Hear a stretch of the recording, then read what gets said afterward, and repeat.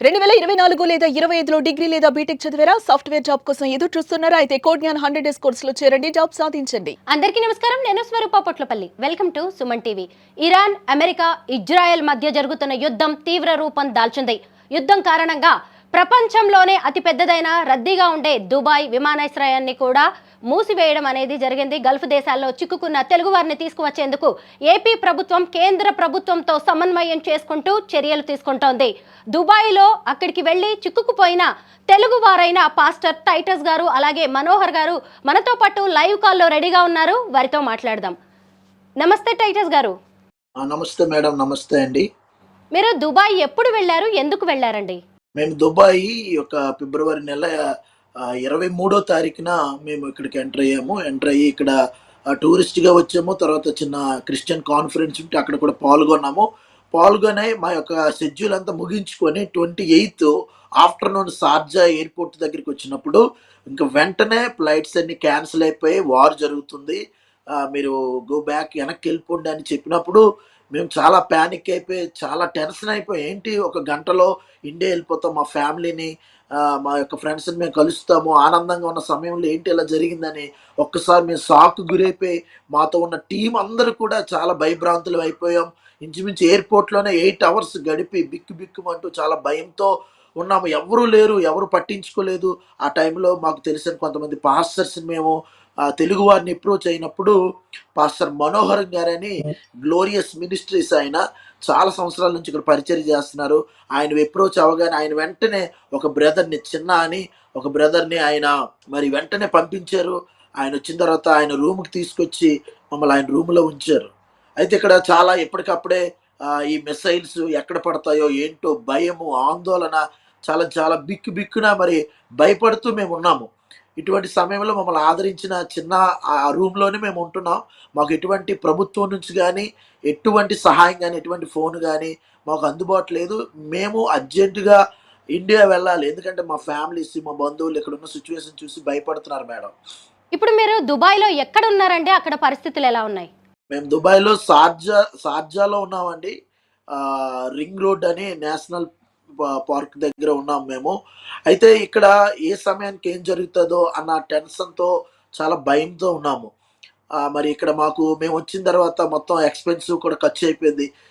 ఇంక ఇండియా ఎళ్ళిపోతున్నాం గదా! మాకింక మనీతో పని లేదనుకున్నాం. ఈ ప్రతీది గూడా ఇదేంటంటే డబ్బుతో పని ఇక్కడ. ఎక్కువ లివింగ్ కాస్ట్ అయినా, ఫుడ్ అయినా ఒక టిఫిన్ చేయాలంటే 500 ఉండాలి ఇండియా రూపీస్. భోంచేయాలంటే ఒక 1000 రూపీస్ ఉండాలి. చాలా కష్టంగా ఉంది. చాలా ఇబ్బందిగా ఉంది.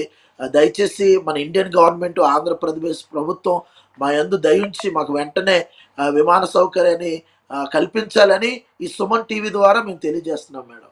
ఇటువైపు ఏపీ ప్రభుత్వం కూడా రంగంలోకి దిగిందండి. గల్ఫ్ దేశాల్లో చిక్కుకున్న వాళ్ళని తీసుకొచ్చేందుకు ప్రయత్నాలు చేస్తోంది. మిమ్మల్ని లేదంటే మీరు ఎవరైనా సరే ఏపీ అధికారులని అప్రోచ్ అయ్యారా? కాంటాక్ట్ చేశారా? మేము ఆల్రెడీ ఈ వాట్సాప్‌లో, న్యూస్‌లో చూసి ప్రభుత్వం పెట్టిన హెల్ప్ లైన్‌లకి ఫోన్ చేసాం, మెసేజ్ పెట్టాం. వాళ్ళేమన్నారంటే మీ డీటెయిల్స్ పెట్టమన్నారు గానీ, డీటెయిల్స్ పంపించాం గానీ ఎవరు పట్టించుకోలేదండి. అవి ఓన్లీ హెల్ప్ లైన్ అని ఒక పేరుకి మాత్రమే గానీ, దానికి రెస్పాన్స్ ఏమీ లేదండి. స్పందించట్లేదు, పట్టించుకోలేదు. 4, 5 సార్లు ట్రై చేసాము, మెసేజ్‌లు పెట్టాము, ఫోన్‌లు పెట్టాము. అది చేస్తాం, ఇది చేస్తాం, వాళ్ళని పంపిస్తాం, వీళ్ళని పంపిస్తాం అంటున్నారు. టీవీలోను బాగానే చెప్తున్నారు గానీ, అందరూ అది క్రియారూపం దాల్చలేదండి. అందుకే మేము చాలా బాధపడుతున్నాం ఆ విషయంలో. పాస్టర్ గారు, మీరు ఒక కామన్ మ్యాన్ మాత్రమే కాదు, మీరు ఒక మత ప్రబోధకుడు. ప్రపంచానికి శాంతిని ప్రబోధిస్తూ ఉంటారు. అలాంటిది ఇప్పుడు మీరు యుద్ధ పరిస్థితుల్లో చిక్కుకున్నారు. ఈ యుద్ధాన్ని చూస్తున్నప్పుడు మీకేమనిపిస్తోంది? మీ అభిప్రాయం ఏంటి?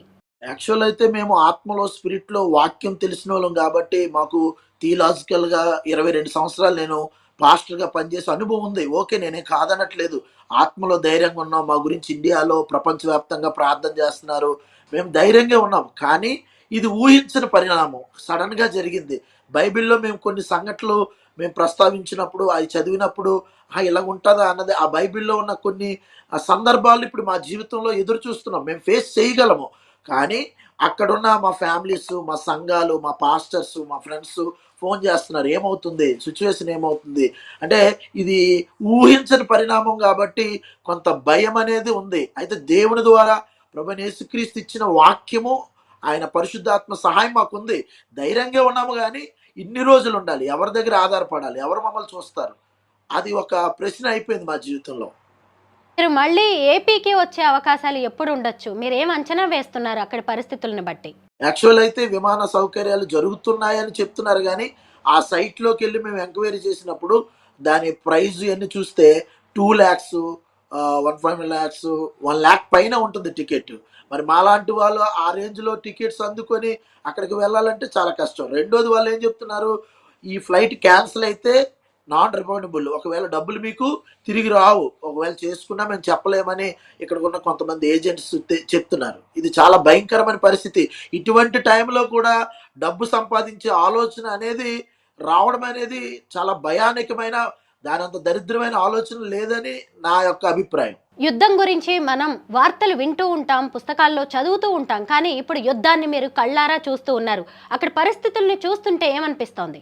మా మీద కొంచెం వెళ్ళడం దగ్గరలోనే పడ్డాయి. అవి విజువల్స్ కూడా కొంతమంది తీశారు. అవి మా దగ్గర కూడా ఉన్నాయి. అవి చూసినప్పుడు మాకు చాలా భయమేసింది. వెంటనే మోకరించి ప్రార్థన చేయడం.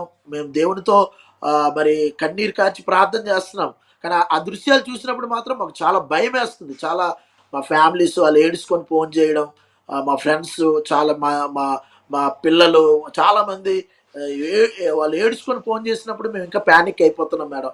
దయచేసి సుమన్ టీవీ ద్వారా మీ ద్వారా మేము తెలియజేసేది ఏంటంటే, మా టీమే కాదు చాలామంది ఉన్నారు ఇండియన్స్. దయచేసి మోడీ ప్రభుత్వం అలాగే ఇండియా, మన ఆంధ్రప్రదేశ్ చంద్రబాబు నాయుడు గారు కూడా మా యందు దయించి మమ్మల్ని వెంటనే ఇండియాకి తీసుకొని రావాలని ఈ సుమన్ టీవీ ద్వారా మీకు తెలియజేస్తున్నాను మేడం మరొకసారి. మీతో పాటు ఇంకా ఎవరైనా తెలుగు వాళ్ళు అక్కడ ఉన్నారా అండి? మాతో పాటు అంటే ఒకేసారి 10 మందిని ఒక ఇంట్లో పెట్టాలి, ఒకళ్ళ దగ్గర పెట్టాలంటే భారమని ఇద్దరిద్దరము ఒక్కొక్క పాస్టర్ గారి దగ్గర, ఒక్కొక్క ఫ్రెండ్స్ దగ్గర మేము జాయిన్ అయ్యాము. నాతో పాటు పాస్టర్ మనోహర్ గారు కూడా నాతోటి ఉన్నారండి. గుంటి మనోహర్ పాల్. మీకు ఫుడ్‌కి, అకామిడేషన్‌కి అయితే అక్కడ ఇబ్బంది లేదు కదా? ఇబ్బంది లేదు అంటే మేము వాళ్ళని ఆశ్రయించాం. వాళ్ళకి ఇబ్బందే కదండీ. వాళ్ళు ఇక్కడ కష్టపడడానికి వచ్చారు. వాళ్ళు ఎన్ని రోజులు పోషిస్తారు? మా దగ్గర కూడా మనీ ఉంది. టిఫిన్ చేయగలము. భోజనానికి సరిపోదు. అలాగని ఎవరికి ఫోన్ చేసి అడగలేము. ఎందుకంటే అది బాగోదు కదండీ. ఈ అవకాశాన్ని తీసుకొని డబ్బులు అడిగారంటారు. పరిస్థితి అయితే చాలా దారుణం అండి. అంటే మేము ఎలా చెప్పాలి ఏంటనేది కూడా మాకు అర్థం అవ్వట్లేదు. పరిస్థితి అంటే తిండికి, ఫుడ్‌కి కష్టమే, వాళ్ళు చూస్తున్నారు. కాదనట్లేదు గానీ ఎన్ని రోజులు చూస్తారు? అంటే మీరు ఒక 5 రోజులు దుబాయ్‌లో పని మీద వెళ్లారు క్రిస్టియన్ సంఘాలకి సంబంధించి. కానీ ఇప్పుడు యుద్ధం కారణంగా 10 రోజులు అక్కడ ఉండాల్సిన పరిస్థితులు వచ్చాయి. తీసుకెళ్లిన డబ్బులు కూడా అయిపోయాయి. ఇప్పుడు మీ పరిస్థితులు ఏమీ బాలేవు. మీరు ఏం చెప్పాలనుకుంటున్నారు కేంద్ర ప్రభుత్వానికి గాని, లేదంటే ఏపీ ప్రభుత్వానికి? మేము సుమన్ టీవీ ద్వారా మరి ఈ సందర్భంగా నేను తెలియజేయవలసింది ఏమిటంటే, కేంద్ర ప్రభుత్వం, రాష్ట్ర ప్రభుత్వం కూడా మాలాంటి వారు చాలా మంది ఈ గల్ఫ్ దేశాల్లో చాలా బాధపడుతున్నారు, వేదనకు గురవుతున్నారు. కొంతమందికి ఫీవరు, కొంతమందికి చాలా మరి వ్యాధులతో కూడా వాళ్ళు టెన్షన్ అయిపోయి చాలా ఇబ్బంది పడుతున్నారు. ఇలాంటి వారిని మీరు గుర్తించి ఖచ్చితంగా మరి త్వరగా ఇండియాకి మమ్మల్ని మీరు తీసుకువెళ్ళాలని సుమన్ టీవీ ద్వారా మరీ నేను తెలియజేస్తున్నాను. ఈ టైంలో కుల, మత, రాజకీయాలు కాకుండా మానవత్వ దృక్పథంతో, ఒక మంచి మనసుతో అటు మోడీ ప్రభుత్వం అయినా, ఇటు చంద్రబాబు నాయుడు గారి ప్రభుత్వం అయినా మా యందు దయించి మా ప్రార్థనలు దేవుడు వింటున్నాడు. ఆ ప్రార్థనలకు మీ ద్వారా దేవుడు కార్యం చేయబోతున్నాడని మేము నమ్ముతున్నాం. దయచేసి మమ్మల్ని ఇండియాకి రప్పించాలని మా కుటుంబ పక్షాన, మా పక్షాన మిమ్మల్ని కోరుతున్నాం. దయచేసి మా మొర వినాలని, మా ఆక్రందన మీరు విని మమ్మల్ని ఇండియాకి పంపించాలని ప్రభుత్వాలను మేము కోరుతున్నాం మేడం. టైటస్ గారు ధైర్యంగా ఉండండి. కొద్ది రోజుల్లో పరిస్థితులు మళ్ళీ చక్కబడవచ్చు. అలాగే ప్రభుత్వాలు కూడా వాళ్ళ ప్రయత్నాలు వాళ్ళు చేస్తూ ఉన్నారు. త్వరలోనే యుద్ధం కూడా తగ్గొచ్చు. అన్నీ కూడా బాగయ్యే పరిస్థితులు వస్తాయి. మళ్ళీ మీరు అనకాపల్లికి సంతోషంగా, ఆనందంగా త్వరలోనే తిరిగి వస్తారని మేము ఆకాంక్షిస్తూ ఉన్నాం. ధైర్యంగా ఉండండి. థ్యాంక్ యూ సో మచ్ అండి. త్వరగా రాబోతున్నామని నమ్ముతున్నాం. మీరు ఎన్నో ఇలాంటి కార్యక్రమాలు చేసి ఎంతో మందికి అండగా ఉంది సుమన్ టీవీ. అందుని బట్టి కూడా సుమన్ టీవీకి ధన్యవాదాలు తెలియజేస్తున్నాను. మీకు మేడం చాలా సంతోషం మేడం. Thank you madam.